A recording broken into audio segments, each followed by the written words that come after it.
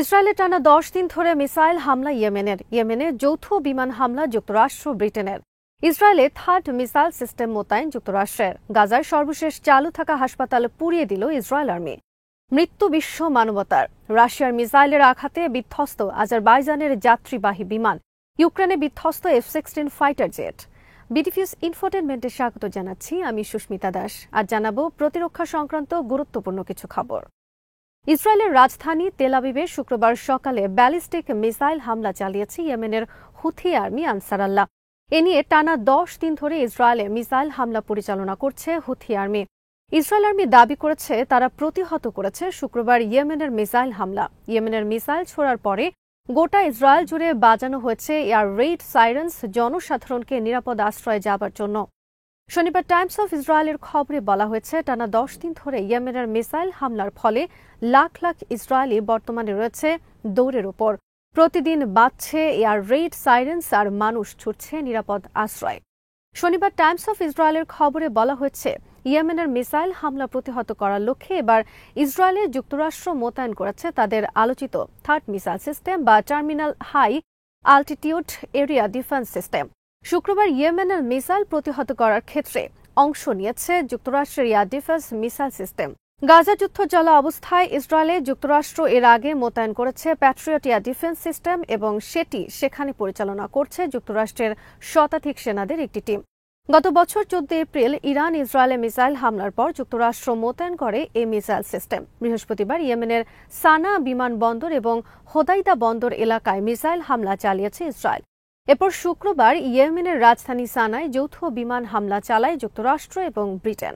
হামলার জবাবে হুথি আর্মির পক্ষ থেকে অঙ্গীকার করা হয়েছে যতদিন ফিলিস্তিনি ইসরায়েলের বর্বরতা বন্ধ না হবে ততদিন তারা হামলা চালিয়ে যাবে ইসরায়েল এবং পশ্চিমা স্বার্থের বিরুদ্ধে। শুক্রবার যুক্তরাষ্ট্রের ওয়াল স্ট্রিট জার্নাল পত্রিকার খবরে বলা হয়েছে ইয়েমেনে বড় হামলার প্রস্তুতি নিয়ে অগ্রসর হচ্ছে ইসরায়েল। ইসরায়েলের এবারের লক্ষ্য হামাস ও হিজবুল্লাহর মতো ইয়েমেনেরও ইরান সমর্থিত হুথি আর্মির মেরুদণ্ড ভেঙে দেয়া। গাজায় শুক্রবার মৃত্যু ঘটেছে বিশ্ব মানবতার। ইসরায়েল আর্মি উত্তর গাজায় সর্বশেষ চালু থাকা কামাল আদওয়ান হাসপাতালটি দখলে নেওয়ার পর থেকে জোর করে বের করে দেয় সব রোগী। গ্রেফতার করে এর পরিচালক, ডাক্তার, নার্স সহ অনেক স্টাফ। এরপর আগুন লাগিয়ে ধ্বংস করে দিয়েছে হাসপাতালটি। এর আগে শুক্রবার কামাল আদওয়ান হাসপাতালে অভিযান চালানোর পূর্বে হাসপাতালের পাশে বোমা হামলা চালায় ইসরায়েল আর্মি। এতে নিহত হয়েছে কমপক্ষে ৫০ জন।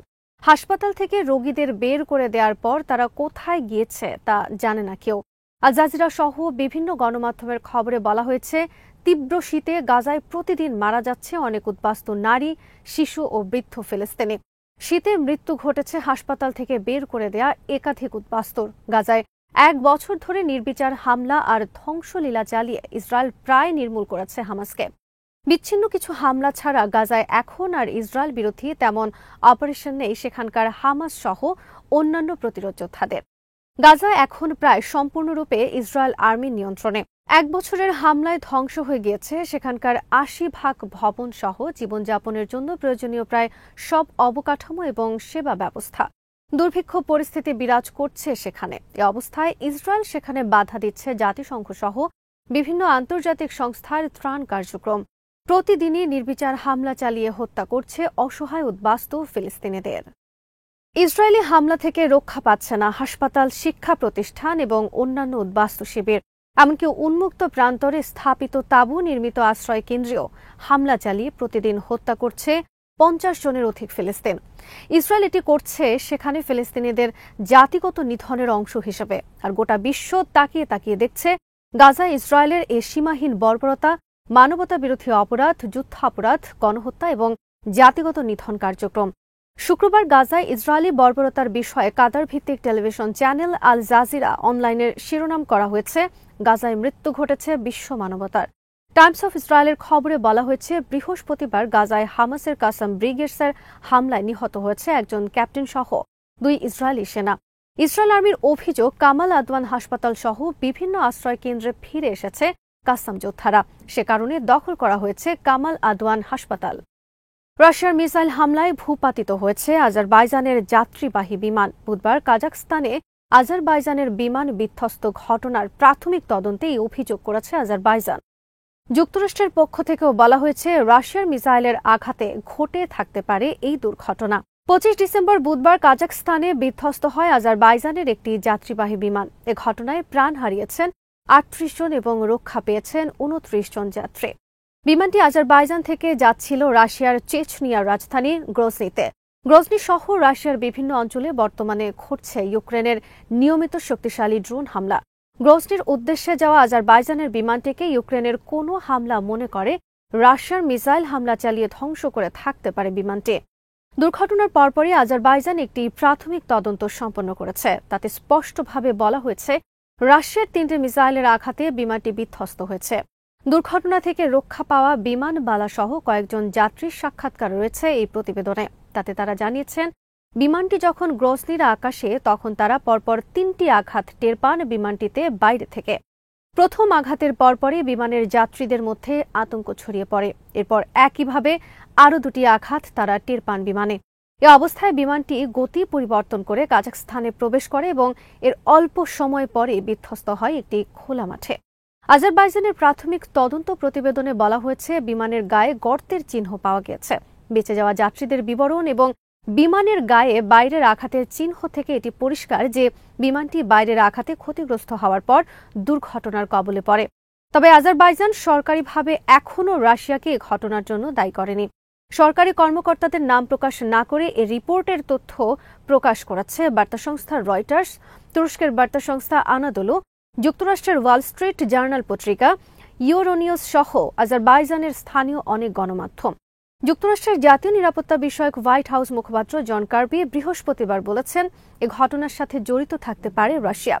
তারা এই বিষয়ে নজর রাখছে। যুক্তরাষ্ট্রের পক্ষ থেকে আজারবাইজানকে প্রস্তাব দেওয়া হয়েছে ঘটনা তদন্তের সহায়তার। বিমানটি রাশিয়ার এয়ার ডিফেন্স মিসাইল সিস্টেমের আঘাতে বিধ্বস্ত হলে বিপুল পরিমাণ ক্ষতিপূরণ গুনতে হবে রাশিয়াকে। 2020 সালে ইরান আর্মি তেহরানে ভুল করে ভূপাতিত করে ইউক্রেনের একটি যাত্রীবাহী বিমান। নিহত হয় বিমানে থাকা 176 জন যাত্রীর সকলে। এ ঘটনায় ইরান যাত্রী প্রতি $1,50,000 ক্ষতিপূরণের প্রস্তাব দেয়, কিন্তু তা প্রত্যাখ্যান করে ইউক্রেন।